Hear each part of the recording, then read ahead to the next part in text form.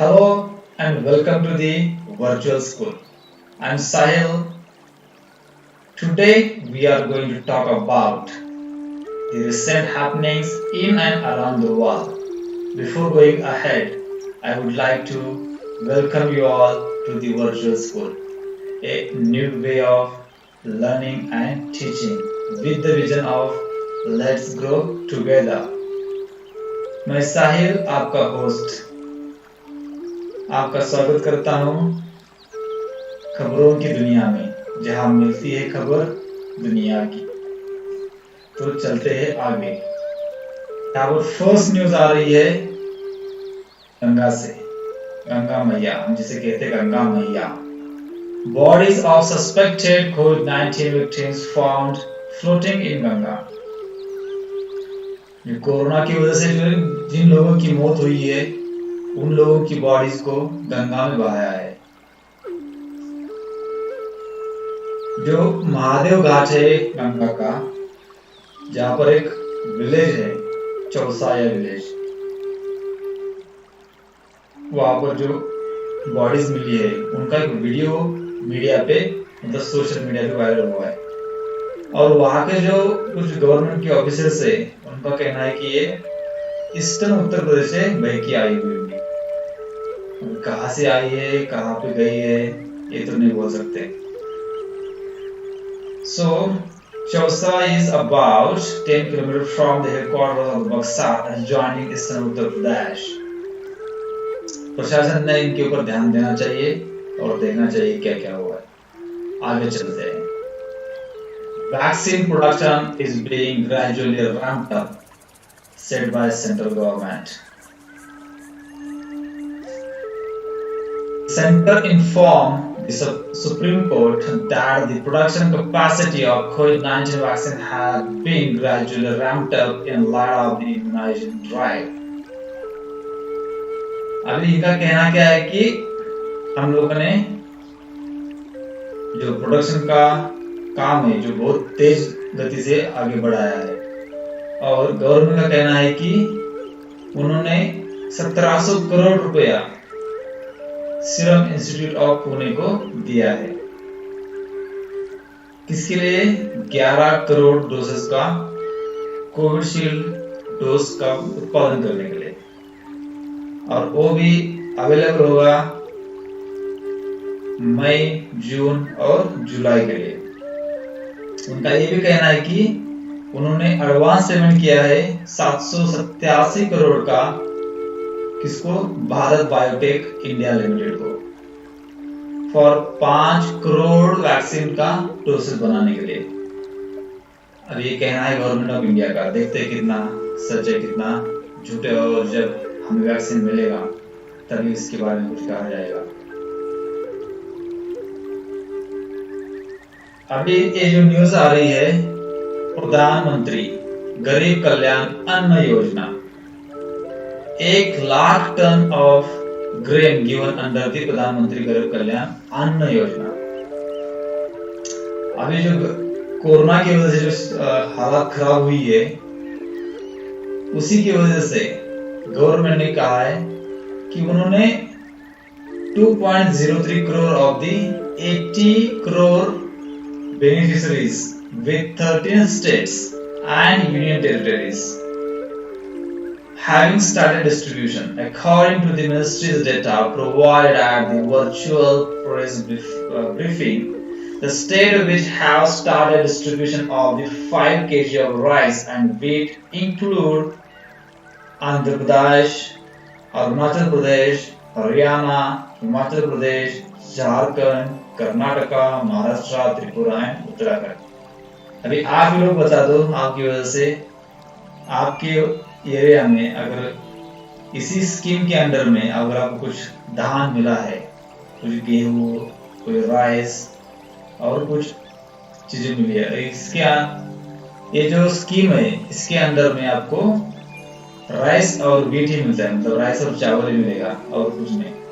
तो अगर मिलता है तो आप कमेंट बॉक्स में बता सकते हैं कि हमें कुछ चीजें गवर्नमेंट की तरफ से प्राप्त हुई है। इसकी वजह से क्या होगा कि हमें पता चलेगा और सबको पता चलेगा क्या स्कीम है या स्कैम है। Telangana refuses entry to COVID patients from Andhra Pradesh. अभी क्या कहे इनके बारे में? जो पहले भाई भाई थे, एक ही घर में थे, अब डिवाइड हुए। तेलंगाना और आंध्र प्रदेश एक ही घर था, अभी इसको डिवाइड किया है। तो ऐसी जगहों पे इन लोगों ने पॉलिटिक्स हो या रूल्स और रेगुलेशन नहीं लेके आने चाहिए, क्योंकि rules and regulations are secondary. The humanitarian assistance should be given priority, क्योंकि एक ही घर में अगर आप ये रूल्स लगा रहे, अगर कोई आदमी बहुत इमरजेंसी कंडीशन में है, उनको तो कम से कम आप लोगों ने सर्विस देना चाहिए, उनको अलाउ करना चाहिए इंटर स्टेट और इंट्रा स्टेट ट्रांसपोर्टेशन के लिए। एक कंडीशन खराब हुई है कोरोना की वजह से, तो सब ने इसके बारे में अपना योगदान देना चाहिए कि एक दूसरे को हेल्प कर रहे। ये नहीं कि आप रूल दिखा रहे कि लॉकडाउन है, आप इस स्टेट से उस स्टेट में जा नहीं सकते। स्टेट में कोई बाउंड्री नहीं होती है। बाउंड्री कहाँ बनाई जाती है? International level. स्टेट में एक डिवाइडेड बाउंड्री है, लेकिन हम पहले एक ही थे, तो हमें एक जैसा ही रहना चाहिए और एक दूसरे को मदद करना चाहिए। तो इनका कहना क्या है? The Telangana police on Monday stopped the entry of all the ambulances with COVID-19 patients from Andhra Pradesh heading towards Hyderabad, the hub for medical treatment in the twin state of Telangana and Andhra Pradesh, amid the virulent second wave. Government, जो वहाँ के officers है, जहाँ की जनता है, उन लोगों ने इसका बारे में सोचना चाहिए। अगर एक लाइफ अगर रूल एंड रेगुलेशन की वजह से जाती है, तो इस रूल्स और रेगुलेशंस का कोई मतलब नहीं है। रूल्स हमने बनाए, हम लोगों ने बनाए, हम लोगों के लिए बनाए। ऐसा नहीं है कि हम एक दूसरे को नीचे गिराने के लिए और एक दूसरे की जान लेने के लिए बनाए। हम इंडिया में रहते हैं, और ये जो इंडिया, तेलंगाना और आंध्र प्रदेश इंडिया में ही है, तो सोचो बात इसके बारे में, किस तरह के रूल्स बनाए गए। High court to take up Central Vista work today. अभी इसमें क्या बोलना? पिटीशन 6 स्टे ऑन कंस्ट्रक्शन, मतलब जनता कह रही है, या जनता के जो पिटीशन करने वाले जो एडवोकेट है, उनका कहना है कि एक बिल्डिंग का कंस्ट्रक्शन रोक दीजिए, उसके ऊपर जो जितना पैसा खर्चा हो रहा है, वो पैसा आप कोविड के बैटल में यूज करिए, लोगों को फैसिलिटीज प्रोवाइड करिए। लेकिन गवर्नमेंट का कहना है कि ये दोनों बातें, जैसे कि डेवलपमेंट और बेटरमेंट ऑफ सोसाइटी, ये साथ में चलेगा। लेकिन अगर ऐसा होता तो हर एक स्टेट बोल रहा है कि हमें ऑक्सीजन नहीं मिल रहा है, हमें वैक्सीन नहीं मिल रही है, हमें मास्क नहीं मिल रहे, हमें जो हॉस्पिटल की फैसिलिटीज है वो नहीं मिल रही, बेड्स नहीं मिल रहे, तो उसके बारे में कुछ ना कुछ तो करना चाहिए। बिल्डिंग कंस्ट्रक्शन कभी भी किया जा सकता है। अभी तो पार्लियामेंट के सेशन हो तो नहीं रहे, तो वो काम थोड़ा पोस्टपोन करके 1 साल और उसको हमने आगे बढ़ा के, अभी प्रायोरिटी क्या है? अभी प्रायोरिटी है हेल्थ इंफ्रास्ट्रक्चर को बिल्डअप करना। उसको अगर हम बिल्डअप करेंगे तो लोगों का एक भरोसा आएगा कि सरकार ने लोगों के प्रति जो अपनी सहमति और अपनापन दिखाया है, वो कुछ ना कुछ तो इन फ्यूचर में गवर्नमेंट को हेल्प करेगा। ये नहीं है कि आप लोग जो हाई क्लास बिल्डिंग बनाने जा रहे हैं, उसके ऊपर जो पैसा खर्चा हो रहा है, उसके बारे में थोड़ा सोचना चाहिए गवर्नमेंट को भी और ऑफिसर्स को। The Delhi High Court will on Tuesday hear an application seeking a stay on all construction at the Central Vista here amid the rigging COVID and pandemic. Senior advocate Siddhartha Luthra, representing the petitioners, told a bench of Chief Justice D.N. Patel and Justice Jasmeet Singh that the Supreme Court on May 7 asked the petitioners to seek urgent hearing before the High Court on May 10. So ऐसी cases को बोलते हैं कि urgent basis पे सुनाया जाएगा, लेकिन supreme court ऐसा नहीं करेगा। सुप्रीम कोर्ट हो या हाई कोर्ट हो, गवर्नमेंट के इशारों पे चलता है। जनता के बारे में सोचने वाले बहुत कम लोग हैं। अभी ये जो न्यूज आ रही है, आके देखिए, ये वैक्सीनेशन सेंटर डिस्ट्रिक्ट शदारा कहाँ पे आता है? Nandigram, Delhi. So many without phones, net access, unable to book vaccination slots. अभी गवर्नमेंट ने यहाँ पर भी रूल्स रेगुलेशन दिखाए है कि अगर आपको वैक्सीन लेना है तो उसको रजिस्टर करिए, पहले आपको वैक्सीन चाहिए करके। अगर यही कंडीशन अगर इन लोगों ने वोटिंग के टाइम पे दिखाई होती कि हाँ हमको ये वोटिंग करना है, पहले रजिस्टर करो फिर वोट करो, ये वोटिंग का जो रेट है ना, परसेंटेज रेट बहुत कम नीचे आएगा। ऐसा नहीं है। जहां पर भी लोग है, पहले तो इन्होंने वैक्सीन का पूरा टेस्ट लैब नहीं हुआ है, लैब टेस्ट नहीं हुआ है। उसके बाद लोगों के मन में डर पैदा हुआ कि वैक्सीन लेनी चाहिए नहीं लेनी चाहिए। अभी जो भी कुछ वैक्सीन मार्केट में अवेलेबल है वो इमरजेंसी यूज बेसिस पे चल रही है। Third phase not yet past. So लोगों के मन में डर था। कई लोगों की वैक्सीन की वजह से जान भी गई, कई लोगों के ब्लड में क्लॉट्स हुए। तो इसके ऊपर गवर्नमेंट ने कुछ मतलब एक्चुअल रिपोर्ट नहीं दिया। उसके बाद लोगों की जान जाने लगी, तो लोगों को बताया कि हमने वैक्सीन ली है, आप भी ले लो, वैक्सीन अवेलेबल कराई।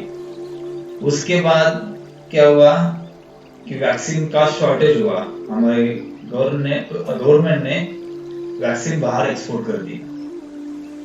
फिर इंडिया के अंदर वैक्सीन का मतलब प्रॉपर वैक्सीन अवेलेबल नहीं हुआ।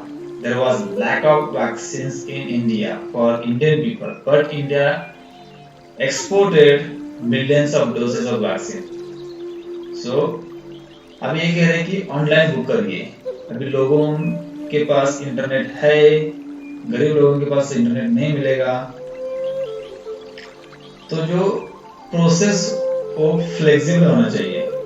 Those who are in the city areas, let them register or let them do the process. But those who are the street living people, जो लोग रास्ते पे रहते हैं, गरीब लोग हैं, उनके पास कहाँ से आएगा? जो लोग मोबाइल यूज करते हैं वो बेसिक फोन से, उनके पास लैपटॉप भी नहीं मिलेगा।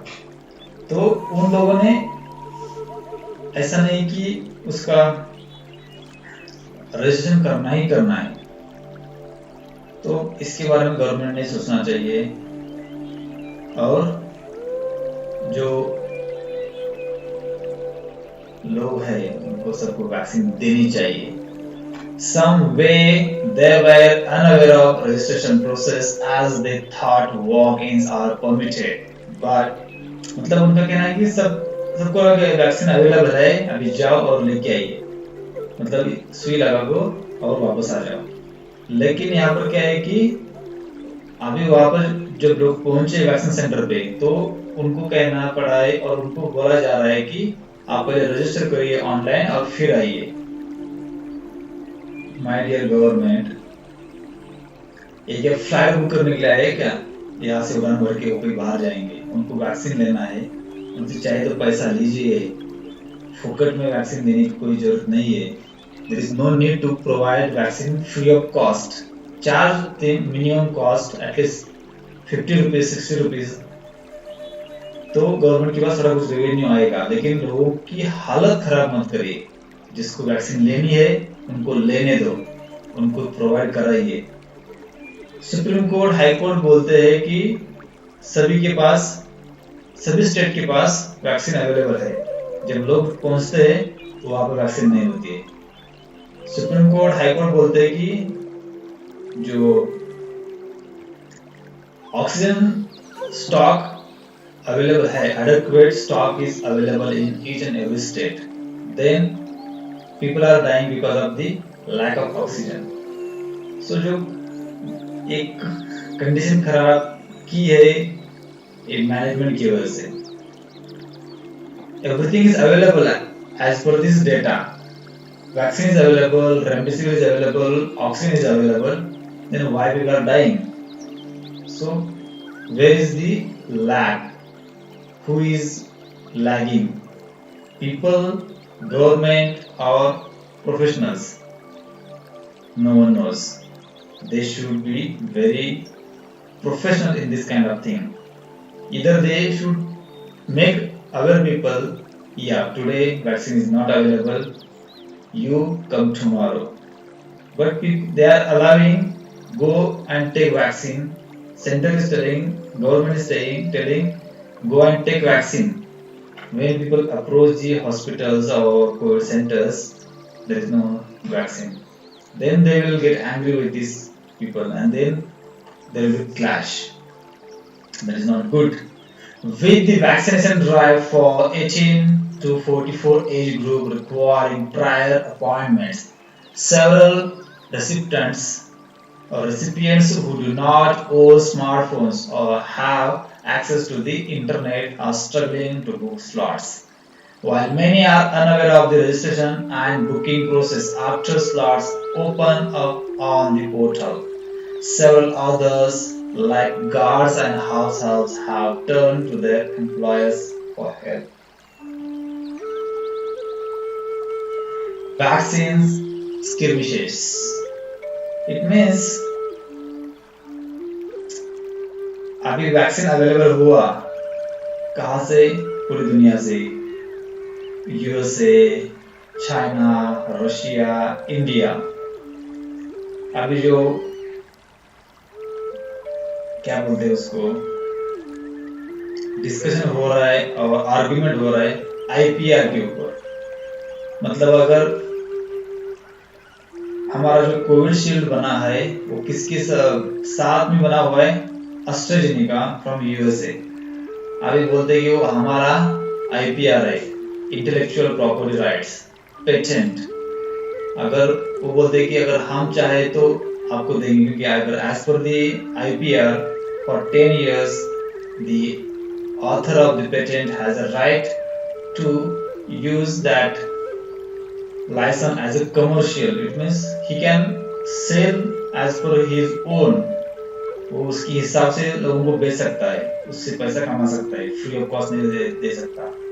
लेकिन लोगों ने और कोई साइंटिस्ट हो, इन लोगों ने समझना चाहिए कि पैंडेमिक के टाइम पे, वार के टाइम पे ऐसा कोई रूल लागू नहीं करना चाहिए और लागू नहीं होना भी चाहिए। लोगों की जान जरूरी है। अगर लोग ही नहीं बचेंगे तुम्हारा आईपीआर का क्या करेंगे, तुम्हारा पेटेंट का क्या करेंगे? IPR waiver will not bring immediate benefits. The effort must be to share the stockpile. The Biden administration's announcement that it would support a waiver or intellectual property rights for the production of COVID-19 vaccine appeared to catch the world off guard on both sides of the argument.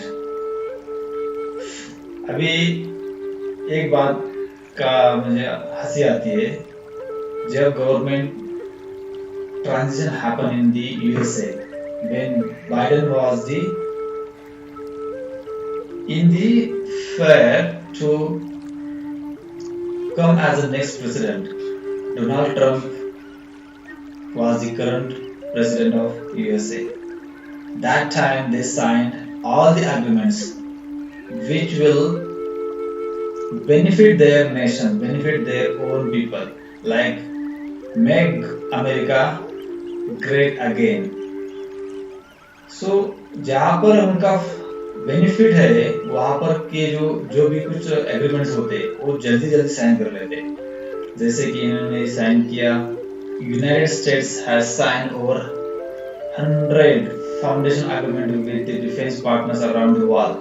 In 2020, India signed the BECA, had signed the GSOMIA in 2002, and extension of the ISA in 2019, and adopted a version of the LSA, Logistic Exchange Memorandum of Agreement, LEMOA, in 2016, and adopted the version of the SISMOA, Communication Capability and Security Agreement, CONCASA, in 2018. It means जहाँ पर इनका benefit है वहां पर ये लोग वहां से भाग के आते हमें हमारे पास कि हमें ऐसा एग्रीमेंट साइन करना है। लेकिन अगर कुछ चीज उनको जरूरत नहीं है, उनके पास अवेलेबल है, उसके बारे में वो अपना अपना रू दिखाते हैं। ये है world politics. On the edge अब जो हम बात करने जा रहे हैं इजराइल के बारे में। There must be international pressure on Israel to treat Palestinians with dignity. अभी जो इजराइल में वार चल रहा है, इजराइल के अंदर Palestinians and Israeli people, the ongoing violence in Jerusalem is a culmination of the tension building up since the start of Ramzan in mid-April. जो Jerusalem है एक दुनिया के बड़े रिलीजन्स का होली प्लेस है। क्रिश्चियन, मुस्लिम्स, जुडाइज्म, इनके religion का जो ओरिजिन है वो जेरूसलम है। तो अगर आप इंटरनेट थोड़ा पढ़ेंगे इसके बारे में आपको पता चलेगा। When Israeli police set up barricades at the Damascus Gate, the main entrance to the occupied old city, preventing Palestinians from gathering there, it led to the clashes. My dear humans, listen to the inner sound of the you and yourself. Your lifespan is around 60, 70, max to max 80 years. Once you die, nothing is going to happen. No one is going to see. Are you alive? Are you alive? Is there religion or there is no religion? मतलब एक बार हम लोग जो मर जाते हैं उसके बाद किसी को मालूम है कि वहाँ पर रिलीजन था, हमारा रिलीजन नहीं था। ये किसने बनाया रिलीजन? हमने बनाया, हमारे लिए बनाया। लेकिन इसके वो लोग बिजनेस कर रहे हैं या पॉलिटिक्स खेल रहे, समझ में नहीं आ रहा है। जियो और जीने दो, तो lie and let them lie, right? So हम कैसे प्रूव कर सकते हैं कि वहाँ पर भगवान था, भगवान नहीं था? कुछ भी किसी को मालूम नहीं है। भगवान का एक वर्ड बोलते हैं, भगवान नाम कहाँ से आया किसी को नहीं मालूम है। फिर भी लोग एक दूसरे के ऊपर झगड़ा कर रहे, मर रहे। इस झगड़े में जो लोग मर रहे उनका क्या? इसके बारे में सोचना चाहिए। कोई भी दंगा फसाद होता है, लोगों की जान जाती है, तो जो स्टैटिस्टिक होता है बोलते हैं ना, वो एक रिपोर्ट बनाते हैं। एक झगड़ा हुआ और इजराइल में 20 लोग मरे, लेकिन इजराइल के हिसाब से 20 लोग बहुत कम है। लेकिन अगर किसी घर का एक आदमी मरता है तो उसके उनके लिए बहुत उसका एक लॉस होता है। There is a loss for one family, but as per the statistics or report, there is a minor loss, but it should not be. Government should take the preventive measures. Government should avoid the clashes. Government should avoid the riots. But who will see? History of Israel and Ottoman Empire. A Jewish settlement agency has issued eviction notice to Palestinian families in Sheikh Jarrah, claiming that their house is on land purchased by Jewish agencies in the 19th century, when historic Palestine was a part of Ottoman Empire. Arab families have been living in Sheikh Jarrah for generations. The Israeli Supreme Court postponed the hearing on Wednesday on the advice of the government. Despite the volatile situation, the Israeli authorities gave permission to the annual Jerusalem Day flag march, traditionally taken out by Zionist youth through the Muslim quarter of East Jerusalem to mark the city's capture by the Israelis. More evidence broke out ahead of the march on Monday morning. वही बात है, एक family थी, उनका division हुआ, 3 भाई अलग अलग हुए, अब तीनों भाई एक अपने अपने घर के लिए लड़ रहे। मतलब इन तीनों रिलीजन का 4 बोल सकते, इस्लाम, क्रिश्चियन, जुडाइज्म एंड ज्यूश, ये 4 भाई एक ही साथ थे, एक ही घर में पैदा हुए, अब अलग हो गए और एक घर के लिए लड़ रहे। वहाँ पर की जो पॉपुलेशन है बहुत कम है, लेकिन इनकी जो पॉपुलेशन दुनिया में फैली हुई है। तो मुझे कभी कभी जब सोचते हैं कि जो कुछ लोग हैं इस्लाम क्रिश्चियनिटी को मानते हैं, कुछ लोग है उसको अपोज करते हैं, तो ऐसा नहीं होना चाहिए। जो अमेरिकन क्रिश्चियंस है वो क्या है, प्रोटेस्टेंट है। देन जो यूरोप के क्रिश्चियंस है वो कैथोलिक है, और यहाँ के जो रशिया के जो क्रिश्चियंस है वो ऑर्थोडॉक्स है। मतलब किस बेसिस पे इन लोगों ने ऐसा किया है किसी को नहीं मालूम, लेकिन लड़ तो रहे अभी और दुनिया को परेशान कर रहे हैं। Second editorial, decoding inequality in a digital world. Technological changes in education and health are worsening inequalities. Virginia's Eubanks' widely acclaimed book, Automating Inequality, alerted us to the ways that automated decision-making tools exacerbated inequalities, especially by raising the barrier for the people to receive services they are entitled to. The novel coronavirus pandemic has accelerated the use of digital technologies in India, even for essential services such as health and education, where access to them might be poor. ये अभी जो pandemic की वजह से जो impact हुआ है education के ऊपर, स्कूल्स कॉलेजेस पूरे बंद है, तो पढ़ाई तो नहीं हो रही है। लेकिन इसी के काल में जो डिजिटल डिवाइड बोलते हैं, कुछ लोगों के पास मोबाइल फोन से, इंटरनेट है, लैपटॉप से, और जो मतलब इंफ्रास्ट्रक्चर है, basic infrastructure to access the online education, but maximum people they do not have the proper infrastructure. They have the basic phones, they do not have TV. In the city areas where we are living, electricity is available by 24/7, but in rural areas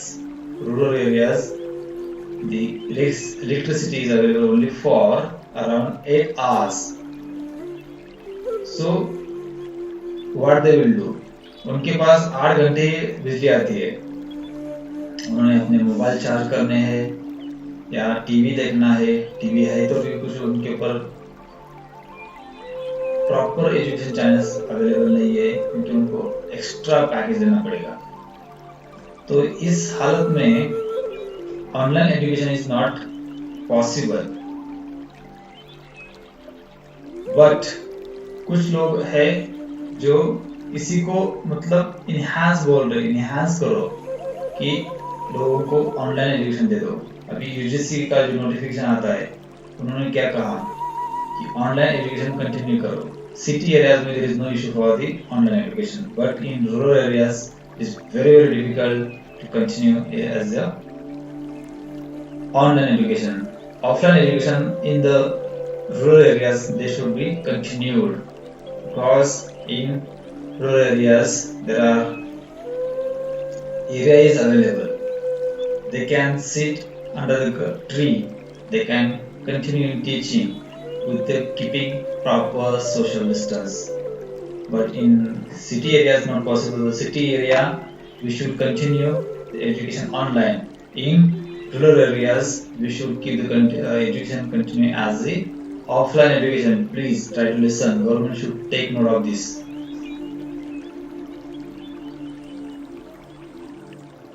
The switch in learning. अभी कुछ बुद्धिजीवी है कहते हैं कि coding के ऊपर थोड़ा ध्यान दीजिए, कोडिंग डिकोडिंग। तो कोडिंग एक इसेंशियल पार्ट नहीं है। लोगों को वैरायटीज ऑफ नॉलेज अपना एक्सेप्ट करना चाहिए। तो कुछ पेरेंट्स से फोर्स कर रहे बच्चों को कि कोडिंग सीखो, लर्न कोडिंग।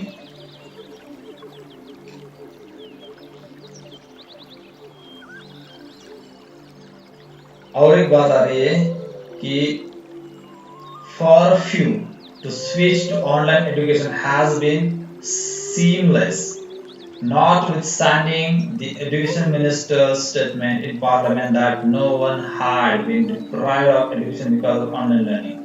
जो मिनिस्टर बोल रहे, जिनके पास दिमाग है या नहीं मालूम नहीं, कि ऐसा कोई बंदा नहीं है इंडिया में कि जो एजुकेशन की वजह से मतलब पैंडेमिक और लॉकडाउन की वजह से एजुकेशन से दूर रहा होगा, क्योंकि सब कुछ ऑनलाइन चल रहा है। ये दिल्ली में बैठ के पूरी गली का ब्यौरा लेते हैं, इनको लगता है कि सब कुछ अच्छा चल रहा है। ऐसा नहीं होता है। At least 2 young students took their own lives because they could not cope. A college student studying in Delhi and a 16-year-old in Goa whose family could not afford to repair their phones used. Minister कहते हैं कि सब कुछ available है, सब कुछ अच्छा चल रहा है, लेकिन जो गांव में लोग रहते उनके जो बच्चे कोरोना की वजह से जान गंवा बचे हैं, उनके फोन को अभी तक अपने पेरेंट्स जो है वो रिपेयर नहीं कर पाए। तो कैसे बोल सकते हैं कि हर सब कुछ ठीक चल रहा है। तो किसी ने सच ही कहा है कि quality and morality will not go hand in hand. मतलब जो पॉलिटिशियंस है, पॉलिटिकल लोग है, पॉलिटिकल पार्टीज है और ब्यूरोक्रेट्स है, वो एज पर रूल्स चलते हैं, बोलते हैं ना, ये है, यही रूल्स है, इसके हिसाब से चलना है। एस्टिमेट लगाते हैं कि इंडिया में कितने फोन्स है, कितना डेटा यूज होता है, तो बोलते हैं कि सब कुछ ठीक चल रहा है। ऐसा नहीं है।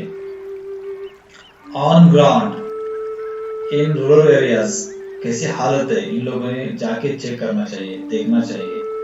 और उसके बाद में ऐसे अगर पार्लियामेंट में अगर कोई स्टेटमेंट दे रहे तो सोचना चाहिए। जो यूपीएससी का भी कुछ एक केस चल रहा था, उस टाइम पे भी इन लोगों ने ऐसा एक कह के केस डिसमिस कर दिया कि यूपीएससी प्रीलिम्स की एग्जाम की तैयारी 1 मंथ में की जा सकती है। और वो किसने कहा था कि एडिशनल सॉलिसिटर जनरल, जो लॉ के मिनिस्टर से, लॉ के ऑफिसर से। इनके बारे में क्या कहेंगे? More than 10 years ago, we failed to heed warnings that have subsequently come true about exclusion from welfare due to Aadhaar. Today, there is a greater understanding that the harms from Aadhaar and its cousins are fall disproportionately on the vulnerable.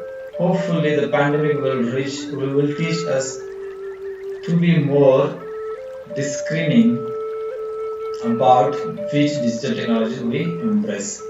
मतलब author का यही कहना है कि हमने जो digital world accept किया हुआ है, डिजिटल लर्निंग, तो ये ऐसा नहीं कि हर एक के लिए लागू होता है. हमने सबके बारे में इसके बारे में सोचना चाहिए कि पुअर एंड रिच के बारे में. For the victors, the vanquished and also ranks.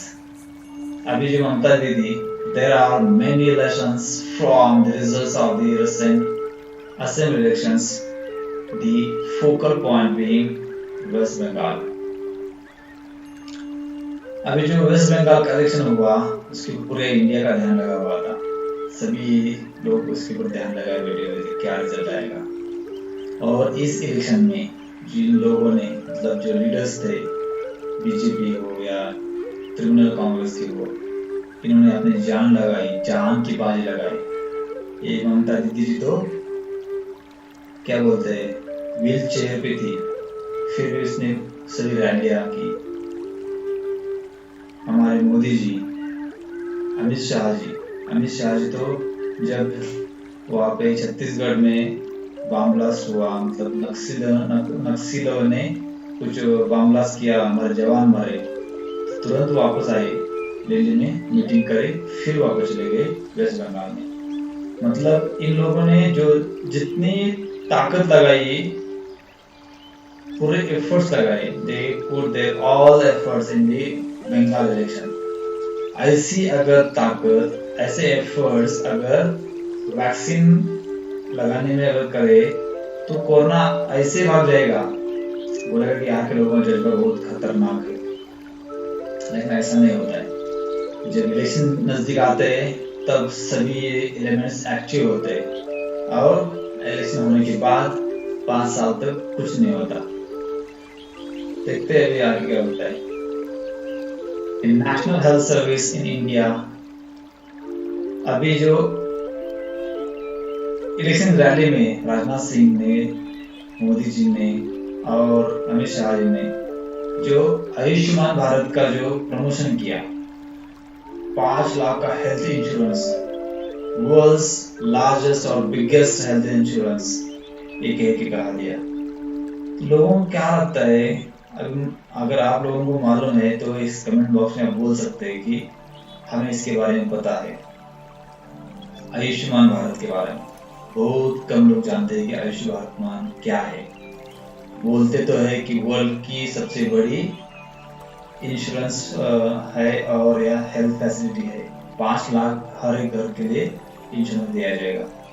Insurance मतलब आपको 5 लाख का फ्री में इलाज किया जाएगा. लेकिन ऐसा कुछ नहीं है, रियलिटी कुछ और है. अगर हमारा हेल्थ इंफ्रास्ट्रक्चर और हेल्थ फैसिलिटी इतनी अच्छी होती तो ये नौबत नहीं आती. इसकी को सोचना चाहिए. Problems in the national health services. Of course, problems have arisen. Among them are largely unintended inequalities in the time and attention given to the patients of different social classes. This discovery resulted in the substantial changes, huge and frequent reorganizations imposed by central government, and often ideologically driven, and their underfunding. Nevertheless, many senior hospital consultants who were opposed to the public health services when the national health services started have declared unreserved support for it in at least one national conference resolution. An authority on the national health services has said that it is the most loved and the trusted institution in the country and is held in even higher regard than the monarchy. Fixing the vaccine footprint, production capacity, इसके बारे में हमने बात की थी कि हमें central government बोल रहा है कि हमने इतना पैसा सीरम इंस्टीट्यूट को दिया है, बायोटेक को दिया है, लेकिन जब हाथ में आएगा तो पता चलेगा। ये जो बात मुझे बहुत अच्छी लगी क्योंकि इस बात को थोड़ा ध्यान से पढ़ेंगे। इस बात को किसी और ने नहीं, जो वोटर्स है इन लोगों के ध्यान में आना चाहिए। जो वोटर्स है, rich and richer, a comparison of the wealth details of the recontesting candidates of the two major parties in Tamil Nadu, DMK and AIDMK, in the Assembly in 2021 compared to the 2016 shows that the average asset of the candidates from the AIDMK recorded a higher increase than those from the DMK who also increased their assets over the same period. The calculations were made from the candidates' affidavit and the data compiled by the Association for the Democratic Reforms (ADR). मतलब इनका कहना यही है कि 5 साल पहले जब एक कैंडिडेट और एक पॉलिटिशियंस इलेक्शन लड़ रहा था, उसका कितना पैसा था उसके पास और 5 साल के बाद कितना बढ़ा हुआ है। अगर AIDMK की बात करें तो number of recontesting candidates 64% of करोड़पतिस among them 98%, मतलब सब के सब करोड़पति है और वो इलेक्शन लड़ रहे, ठीक है। और average assets of the recontesting candidates is rupees 8.34 crore, DMK also around same। और 5 साल में इनका कितना एवरेज मतलब पैसा बढ़ा हुआ है, 90%, more than 90% increase from 2016।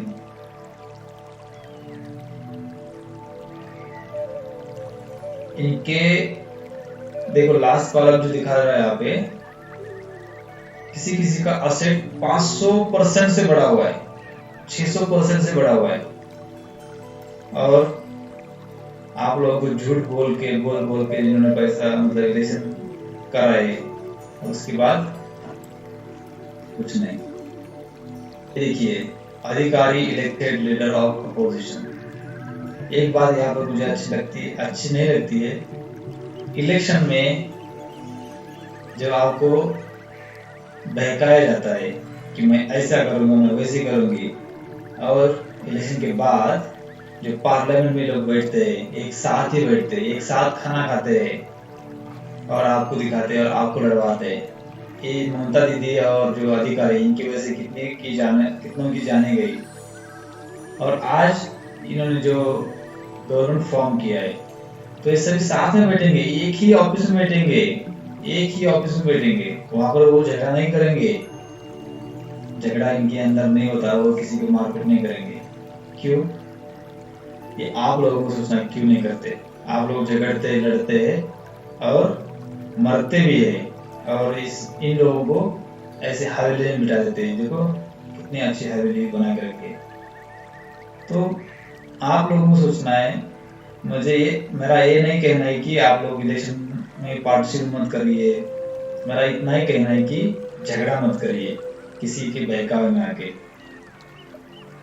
क्योंकि आपके हाथ में कुछ नहीं आने वाला।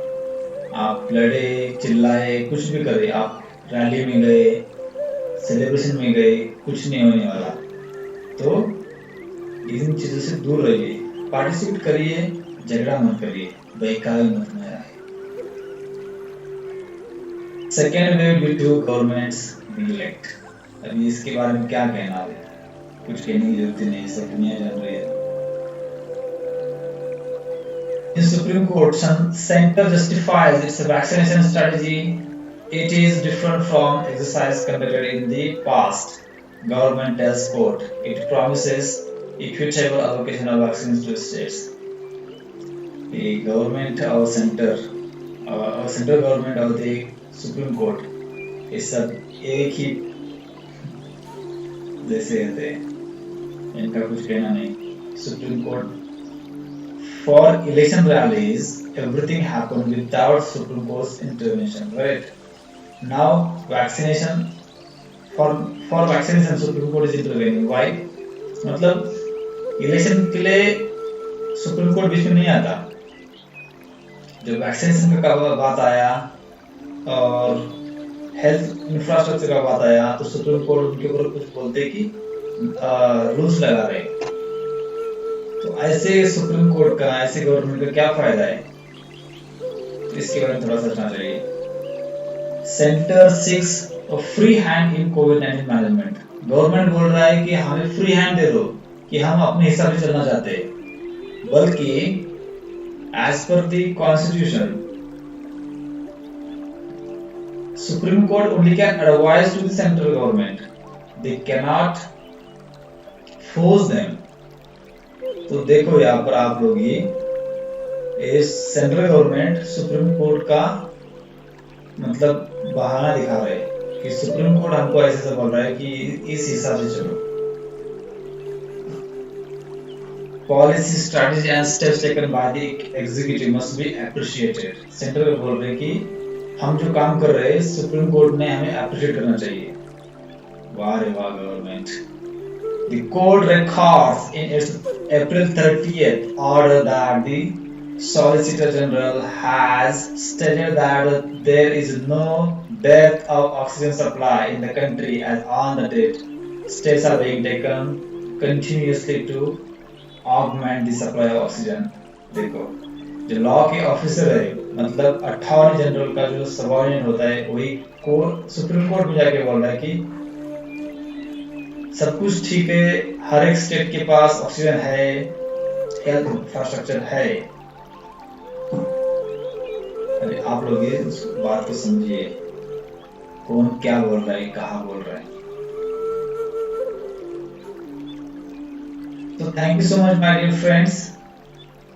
अगर आपको ये जो मैंने न्यूज़ बताई है पूरे ब्रीफ में बताइए, अगर आपको पूरी न्यूज़ सुननी है तो आप हमारा टेलीग्राम चैनल ज्वाइन कर सकते हैं। अगर आप चाहें तो मैं उसको ओपन करता हूँ। फेसबुक में आपका ये लिंक डाल दूंगा, मैं ट्विटर में डाल दूंगा, लिंक्डइन में, इंस्टाग्राम में और यूट्यूब चैनल पे, तो ये आएगा। So thank you so much for watching this video. Take care, stay safe and भगवान आप सबका भला करे। God bless you all.